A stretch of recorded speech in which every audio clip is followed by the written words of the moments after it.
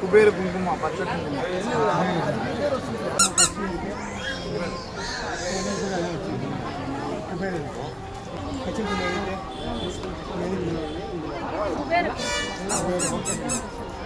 ओम गोविंदाय नमः। ओम विष्णवे नमः।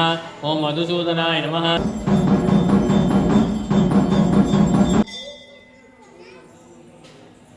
சனிக்கிழமை திருவோண நட்சத்திரம் பெருமாளோட நட்சத்திரம் சனிக்கிழமை திருவோண நட்சத்திரம் கூடி வந்தால் பெருமாள் வழிபாட்டு ரொம்ப விசேஷம். பெருமாளை வழிபட்டுட்டு குபேரன் வழிபட்டால் பெருமாளும் குபேரனும் பரிபூர்ணமாக கிடைக்கும். ஏழுகுண்டலவாடா வெங்கட்ரமணா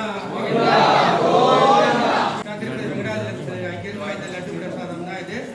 பெருமாளுக்கு பூஜை பண்ணிட்டு திருப்பதி வெங்கடாஜலபதியோட லட்டு பிரசாதம் வாங்கிக்கிறது உங்களுக்கு திருப்பதியோட பெருமாளோட பரிபூர்ணமாக கொடுக்க.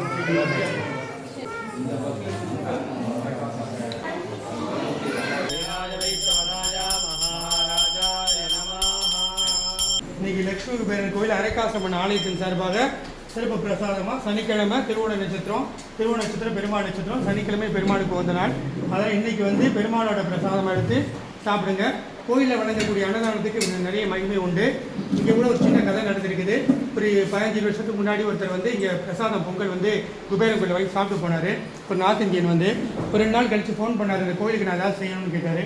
சொன்னார், எதுக்குன்னு சொல்லி கேட்டோம். இந்த மாதிரி நான் வந்து ரொம்ப நாள் எனக்கு வயிறு பிரச்சனை எடுத்துக்கிட்டே இருந்தது, எவ்வளோ டாக்டரை கன்சல்ட் பண்ணோம், அது என்னென்ன டயக்னைஸ் பண்ண முடியல, சாப்பிட்டு வந்து உடனே செமிக்காமல் இருக்கும்.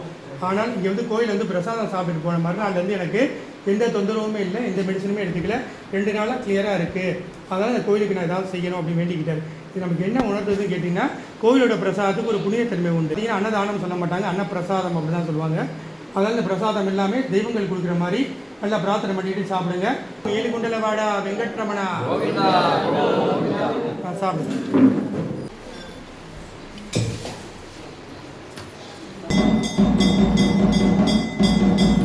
ஓம் ஸ்ரீ குபேர லட்சுமிக்கு.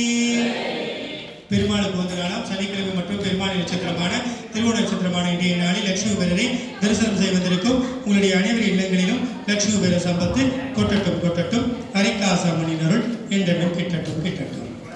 பிறக்கிருக்கும் தமிழ் புதுவருடம் வரும் ஏப்ரல் மாதம் 12ஆம் தேதி செவ்வாய்க்கிழமையில் பிறக்கிருக்கிறது. பிறக்கிருக்கும் தமிழ் புதுவருடத்தின் ராஜாவாக குரு பகவான் திகழ்கின்றார். குருவின் அதிதேவதி பிரம்மா ஆகின்றார். பிரம்மாவின் கொழுப்பெருணை குபேர பகவான் ஆகின்றார். அதனால் பிறக்கிருக்கும் தமிழ் புதுவருட நாளில் லட்சுமி குபேர தரிசனம் செய்து நம்முடைய வாழ்வில் வளமும் நலமும் பெறலாம்.